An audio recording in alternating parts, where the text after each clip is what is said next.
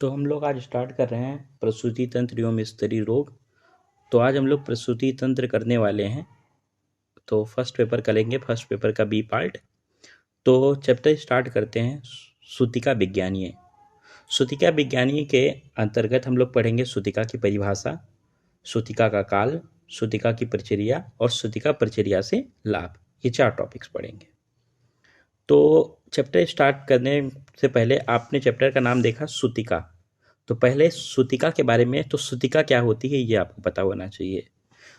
तो देखो, प्रसव के पश्चात आफ्टर डिलीवरी अपरा, अगर अपरा निकल जाए, ठीक है, निकलने पर, तो उसको सूतिका या प्रसूता कहेंगे।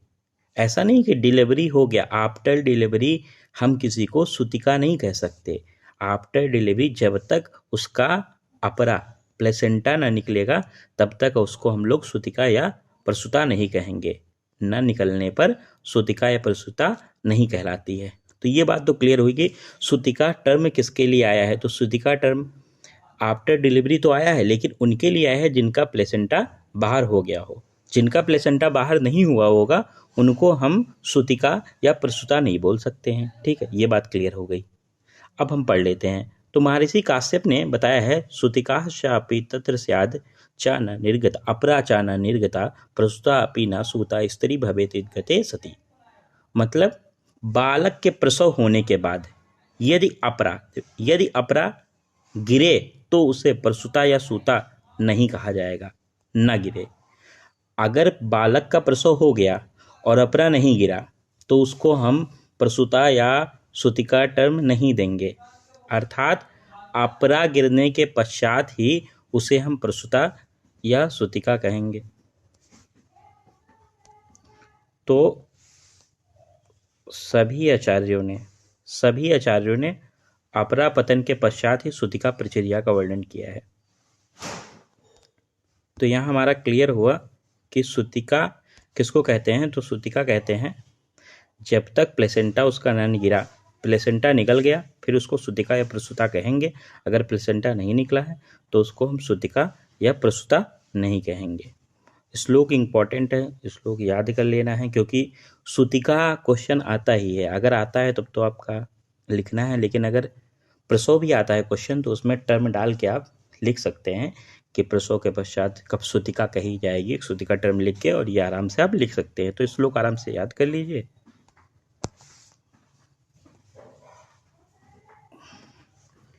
देखो, अब सूतिका हो गया तो सूतिका कितने दिन तक कहलाएगी। मतलब आफ्टर डिलीवरी टर्म आया, सूतिका अपरा गिर गया, तो अब ये टर्म आता है कि भैया कब तक हम उसको सूतिका कहेंगे, कब शुरू होगा, कब तक चलेगा। तो ये बात आती है। तो यहाँ महर्षि चरक ने, आचार्य चरक ने कोई विशिष्ट अवधि नहीं बताई है सूतिका के काल का कि कब तक चलेगी, कोई अवधि नहीं बताई। लेकिन आचार्य सुश्रुत ने 1.5 मास मतलब अर्थात 45 दिन या पुनः आर्तो दर्शन बताया है। आचार्य वाग्भट दोनों, लघु वाग्भट और वृद्ध वाग्भट अष्टांग संग्रह वाले, लघु वाग्भट अष्टांग संग्रह, दोनों ने सेम सुश्रुत को फॉलो किया। 1.5 मास 45 दिन या पुनः आर्तो दर्शन। आचार्य भाव मिश्र और योग रत्नाकर, भाव मिश्र और भाव प्रकाश, इसमें बड़ा कंफ्यूजन होता है। तो भाव प्रकाश उनकी ग्रंथ है और भाव मिश्र उनके राइटर हैं। इन्होंने सेम सुश्रुत को फॉलो किया है, वही 45 दिन, 1.5 मास या पुनरार्तो दर्शन। लेकिन उन्होंने पथ्य पालन 4 मास का बताया। तो बहुत सारे लोग कंफ्यूज रहते हैं, 4 मास का सोचते हैं प्रचर्या बताई गई, सूतिका काल बताया गया, ऐसा नहीं है। आचार्य काश्यप की बात की जाए तो आचार्य काश्यप ने बोला है प्रसूता स्त्री रोग रहित हो। मतलब प्रसव के पश्चात कैसी हो, स्त्री रोग रहित हो। रस आदि धातु में उसकी पुनः पूर्व अवस्था में आने में कितने महीने लगते हैं, 6 मास का समय लगता है। तो आचार्य काश्यप के अकॉर्डिंग सूतिका काल का 6 महीना बताया गया है। तो हमने पढ़ लिया कि आचार्य चरक ने कोई विशिष्ट अवधि नहीं बताई है। आचार्य सुश्रुत ने 1.5 मास पुनरार्तो दर्शन, आचार्य वाग्भट ने भी 1.5 मास पुनरार्तो दर्शन, भाव मिश्र योग रत्नाकर ने भी 1.5 मास पुनरार्तो दर्शन, जबकि काश्यप ने सिर्फ और सिर्फ 6 मास का माना है। कितने मास कमाना है? 6 मास कमाना है। तो हमने कंप्लीट कर लिया, तो अब हमारा क्लियर हो चुका है। कोई पूछे सुतिका क्या है, जो सुतिका वो है जब उसका अपरा गिर गया हो, अपरा गिरने के पश्चात ही सुतिका टर्म कहलाता है या प्रसूता टर्म कहलाता है। इस पेज से हमको यही सीखना था। इस पेज में हमने काल की बात की और हमने सीख लिया कि आचार्य चरक ने विशिष्ट अवधि बताई और सभी ने, सुश्रुत ने, वाग्भट द्वय ने, भाव मिश्र ने, योग रत्नाकर 1.5 मास 45 दिन पुनरार्थो दर्शन बोला है, जबकि काश्यप ने 6 मास बोला है, 6 महीने का सुतिका परिचर्या बताया है। अब बात कर सुतिका काल बताया, अब बात करते हैं सुतिका काल। तो सुतिका के लिए सुतिका परिचर्या होगी, तो उसकी परिचर्या उसको कैसे रखेंगे, प्रसव के पश्चात क्या क्या उसके साथ कैसे उसकी स्टाइल देखेंगे, तो उसके बारे में बताया जाएगा। तो देखो सुतिका परिचर्या की बात की जाए तो सुतिका परिचर्या जो होती है 2 प्रकार से। पहले एक तो नॉर्मली सुतिका के लिए मणि धारण करवाना है। सुतिका को मणि किसकी? त्रिवृत की मणि धारण करवाना है सिर में, सुतिका के लिए। सेम क्वेश्चन गर्भणी के लिए आता है। गर्भणी को अगर पूछा जाए कि मणि कहाँ धारण करवाया जाता है, तो पेल्विस रीजन में, नितंब प्रदेश में। तो ये हमने सीखा कि सुतिका परिचर्या में पहली स्टेज तो हमको मणि धारण करवाना है, चाहे वो गर्भणी हो चाहे सुतिका हो। गर्भणी अगर है तो उसके पेल्विक रीजन में हम मणि धारण करवाएंगे, और जबकि सुतिका है तो त्रिवृत की मणि उसके सिर में धारण कराएंगे, और अगर गर्भणी है तो त्रिवृत की मणि उसके पेल्विक रीजन में धारण करवाएंगे। अब देखो परिचर्या की बात की जाएगी तो सामान्य परिचर्या और विशिष्ट परिचर्या 2 टाइप की परिचर्या होती है। तो पहले हम लोग सामान्य परिचर्या डिस्कस करेंगे, फिर उसके बाद विशिष्ट परिचर्या वर्णन करेंगे। तो देखो सामान्य परिचर्या पहली स्टार्टिंग हम लोग आचार्य चरक से करते हैं। तो ये जो हम लोग एक्सप्लेन करेंगे यहाँ, ये आचार्य चरक का है, ठीक। तो आचार्य चरक की बात करते हैं। तो सुतिका को भूख लगी हो, पहली पॉइंट, सुतिका को क्या लगी हो? भूख लगी हो। ये जब भूख हम जानेंगे तो उसके साथ में शक्ति के अकॉर्डिंग उसको देंगे कि क्या उसके लिए साथ में है और कितनी उसकी शक्ति है, उसके अकॉर्डिंग उसको क्या देना है हमको? तो पंचकोल का चूर्ण देना है और चतुर्विध स्नेह में कोई एक स्नेह के साथ देना है। चतुर्विध स्नेह GMBT होता है, G फॉर घृत, M फॉर मज्जा, P फॉर वसा, T फॉर तैल। ये चारों स्नेह में कोई एक स्नेह होगा जो उसके लिए साथ में होगा, और उसके पंचकोल का चूर्ण। पंचकोल में होता है पीपली, पीपली मूल, चब, चित्रक, नागरी या सिंगबेरी पे बोलते हैं, ठीक। तो पहले भूख लगी है ये जाना, फिर दूसरे पॉइंट पे मैंने ये जाना उसके साथ में और शक्ति के अकॉर्डिंग हमको देना है स्नेह कौन सा? पंचकोल का चूर्ण होगा, चतुर्विध स्नेह GMBT में कोई एक होगा। इसका हम क्या करवाएंगे? उसको पान करवाएंगे, सुतिका को। पान करवाने के पश्चात जब वो पान किया हुआ स्नेह पच जाता है तो फिर उसके उदर पर हम अभ्यंग करेंगे, उदर पर अभ्यंग करेंगे और घृत और तैल का अभ्यंग करेंगे। ये याद रखो GMBT। तो अभ्यंग में एक इधर वाला और एक इधर वाला, तो इधर से घृत आया उधर से तैल आया, इन 2 चीज़ों का हमें उसके उदर पे अभ्यंग करवाना है। अभ्यंग करने के पश्चात निर्मल वस्त्र से टाइट उसके उदर पर लपेट देंगे, उसके उदर को टाइट लपेट देंगे, क्योंकि आफ्टर डिलीवरी आपको पता है कि उसके पेट में काफ़ी खाली स्थान होगा और उस खाली स्थान, उस अवकाश को भरेंगे। तो टाइट कपड़ा बांध देंगे जिससे वो खाली स्थान ना रह जाए, जिससे उदर में कोई रिक्त स्थान या अवकाश नहीं रहे, क्योंकि खाली स्थान रहेगा तो वहाँ वायु की विकृति उत्पन्न हो जाएगी। अगर खाली स्थान होगा तो विकृत हो जाएगी वहाँ पे। तो हमने क्या जाना? हमने ये जाना सर्वप्रथम कि सुतिका को मणि धारण करवाएंगे, हाँ 2 टाइप से, गर्भणी है तो नितंब प्रदेश में और सुतिका है तो सिर प्रदेश में। दूसरी बात, हमको परिचर्या 2 टाइप्स की पढ़नी है, सामान्य परिचर्या, विशिष्ट परिचर्या। तो पहले हम सामान्य परिचर्या की बात करेंगे। सामान्य परिचर्या में अकॉर्डिंग टू चरक बात कर रहे हैं, तो सुतिका को भूख लगी हो तो उसके अकॉर्डिंग साथ में क्या है, उसकी शक्ति क्या है, उसके अकॉर्डिंग हम पंचकोल का चूर्ण और चतुर्विध स्नेह में कोई एक स्नेह देंगे, GMBT, ठीक है।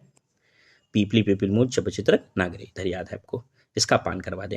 फिर वेट करें इसके पच जाने के पश्चात उसके GMBT में एक इधर से एक उधर से, मतलब घृत और तैल का उसके उदर पे क्या करवा दें? अभ्यंग करवा दें।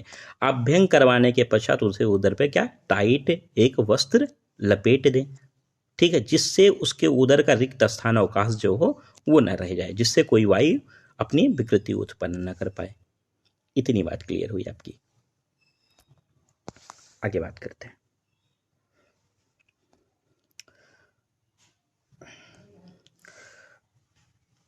स्नेह के पच जाने के बाद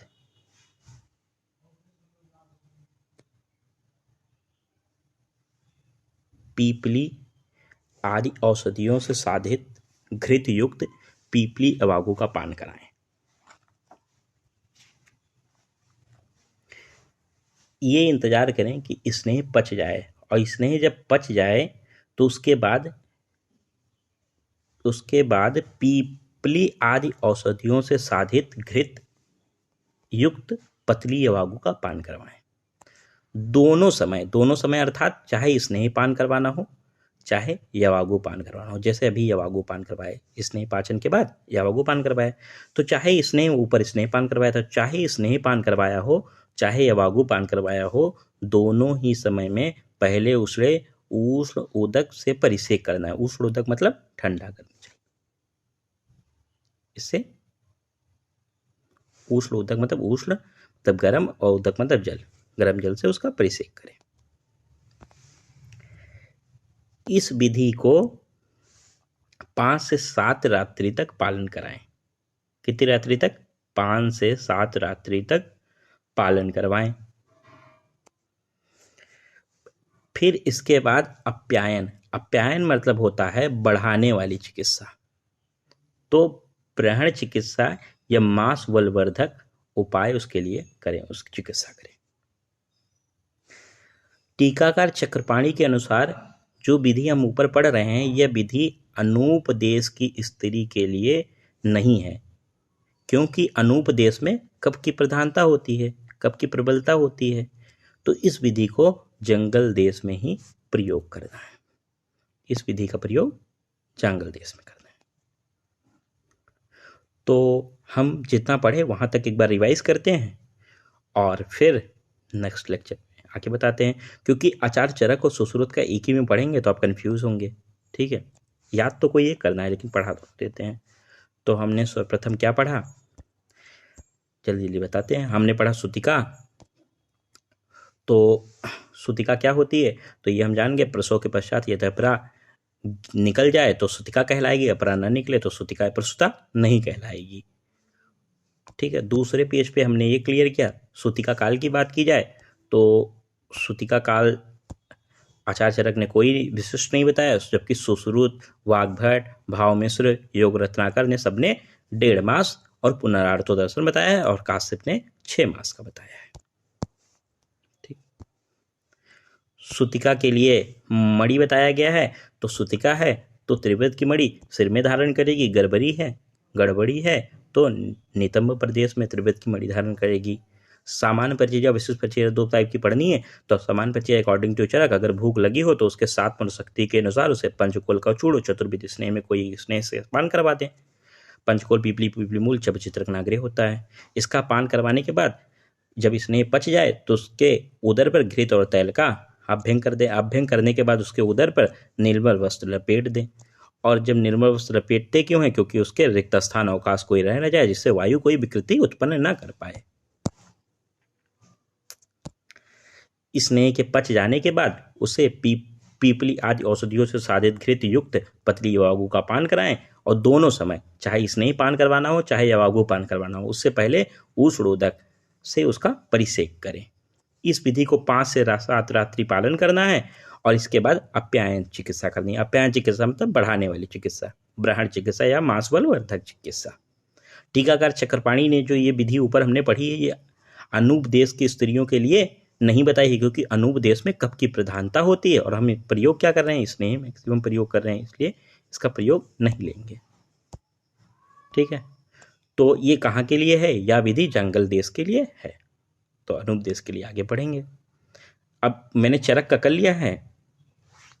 अब आगे वाले लेक्चर में सुतिका परिचर्या अकॉर्डिंग टू सुश्रुत और अदर आचार्य के अकॉर्डिंग क्या है, वो नेक्स्ट लेक्चर में करते हैं।